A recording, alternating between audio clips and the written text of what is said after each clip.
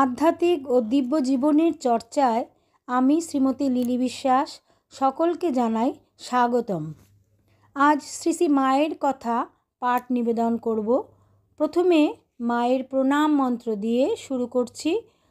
ওং জননীম শারদাম দেবীম রামকৃষ্ণম জগদ্গুরুম পাদপদ্মে তয়ো শ্রিত্বা প্রণমামি মুহুর্মুহু প্রণমামি মুহুর্মুহু প্রণমামি মুহুর্মুহু। জয় মা, জয় মা, জয় মা। আজ মা শারদা কথা পাঠ নিবেদন করব। মা সবার মা ছিলেন। মায়ের কথা বলতে গেলে নারীর সম্পর্কে এবং কোন পরিবারের উপর ভগবানের কৃপা বেশি করে বর্ষিত হয়, কোন পরিবারে সর্বদা শান্তি বিরাজ করে, এই প্রশ্নগুলি আমাদের অন্তরে জাগ্রত হয়। যে পরিবারে নারীরা সুখে থাকে, সম্মান পায়, সেই পরিবারের উপর ভগবানের কৃপা বেশি করে বর্ষিত হয়। সেই পরিবারেই সর্বদা শান্তি বিরাজ করে, সেই পরিবারের কল্যাণ হয়। এই সিদ্ধান্ত প্রাচীন ভারতের ঋষি মনুর। সংসারে খুঁটি হচ্ছেন গৃহিণী। সংসারে নারীর অনেক রকম ভূমিকা। তিনি কারোর স্ত্রী, কারোর মা, কাকিমা, পিসি বা দিদি নিয়েই এই সংসারে চাকাখানি ঘুরেই চলেছে। এর মধ্যে জননী বা মায়ের ভূমিকাই শ্রেষ্ঠ। ভারতের সমাজ মাকে চিরকালই শ্রেষ্ঠ আসন দিয়ে এসেছে।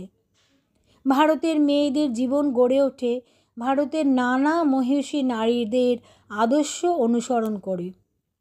সত্যপরায়ণতা, সরলতা, পবিত্রতা, সহিষ্ণুতা, স্নেহ, প্রেম, ভালোবাসা, শক্তি ও তেজ, এসব দিয়েই ভারতের নারীদের জীবন তৈরি। সতী সাবিত্রী, দময়ন্তী প্রমুখ ভারতের মহিষী নারীদের কাছ থেকেই এই উপাদানগুলি সংগ্রহ করা হয়। প্রাচীন ভারত থেকে একাল পর্যন্ত ভারতের মেয়েরা নানা দিক থেকে গৌরবময় করে তুলেছেন। প্রাচীন ভারতের ঋক, গার্গেয়ী, মৈত্রী, খনা বুদ্ধিতে তারা উজ্জ্বল ও আদর্শ। ধর্মজগতে গার্গী, মীরাবাই সকলেই পূজিতা। রাজ্য চালনায় অহল্যাবাই, ঝাঁসির রানী লক্ষ্মীবাই, রানী ভবানী, রানী রাসমণি ইতিহাসে অমর হয়ে আছেন। ভারতে নারী আদর্শের সেই ধারা অনুসরণ করেই পৃথিবীর মানুষের মঙ্গলের জন্য আবির্ভূতা হয়েছেন মা শারদা দেবী।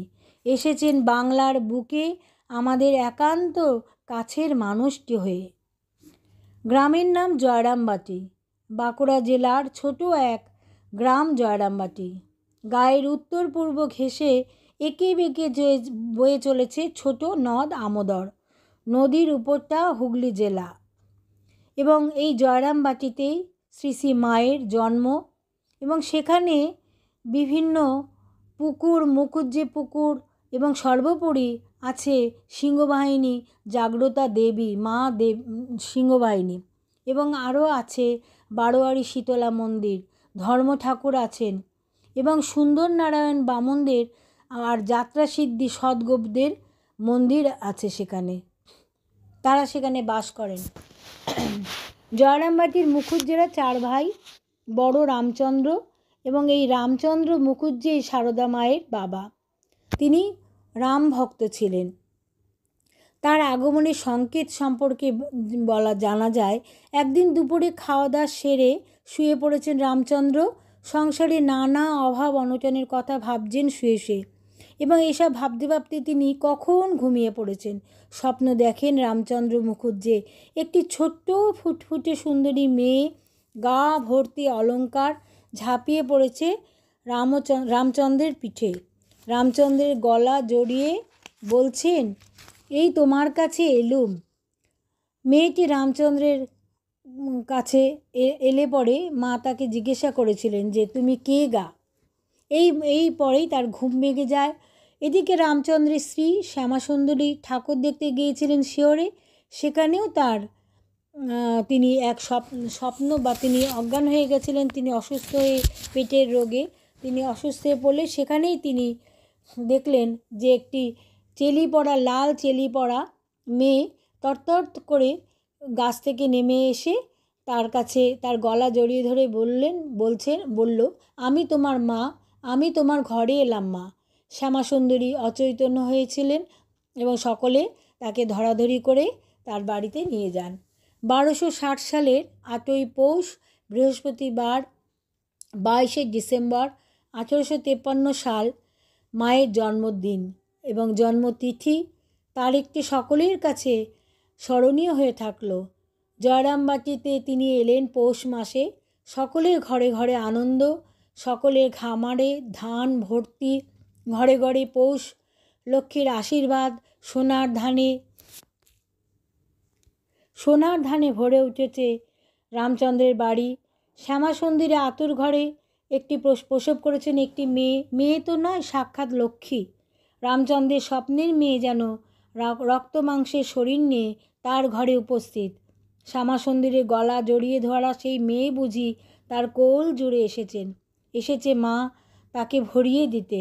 দুনিয়ার মানুষও বুঝেছিল, অপেক্ষা করেছিল এই দিনটির। শ্যামাসুন্দরী মেয়ের নাম রাখলেন ক্ষেমংকরী। পরে তার বোনের কথা মেনে নিয়ে তার নাম রাখা হলো সারদা। আদরের ছোট্ট নাম সারু।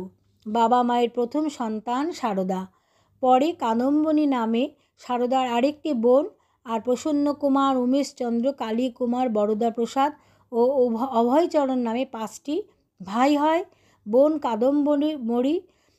কাদম্বিনী, অভয়চরণ ও উমেশচন্দ্র অকালেই মারা যান এবং এরপর থেকেই মা সারদা এই বাকি যে ভাইরা ছিলেন তাদের নিয়ে তিনি মানুষ করতেন এবং তাদের ঘরে অনেক অভাব অনটন ছিল, কিন্তু মা সে ছোট্ট সারদা সমস্ত ভাইকে নিয়ে তিনি তাদের লালন পালন করতেন। মায়ের কাজে, শ্যামাসুন্দরী দেবীর কাজে তাকে সাহায্য করতেন এবং মা ধীরে ধীরে তিনি বড় হলেন। শ্রী শ্রী রামকৃষ্ণের সঙ্গে তার বিবাহ হয়।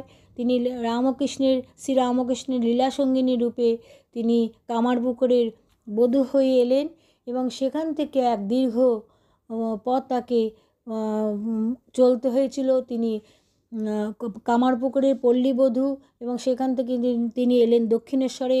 সেখানে নহবতের জীবন তার হয়ে উঠল এক সাধনার নিভৃত জীবন এবং ঠাকুরের সেবায় তিনি নিয়ে যেতে হয়েছিলেন। এইভাবে মা এক অসাধারণ নারী এবং সঙ্গজননী, বিশ্বজননীতে তিনি পরিণত হয়েছিলেন। তিনি এক আদর্শ নারী রূপে সকল নারীর জীবনের চলার পথের আদর্শ।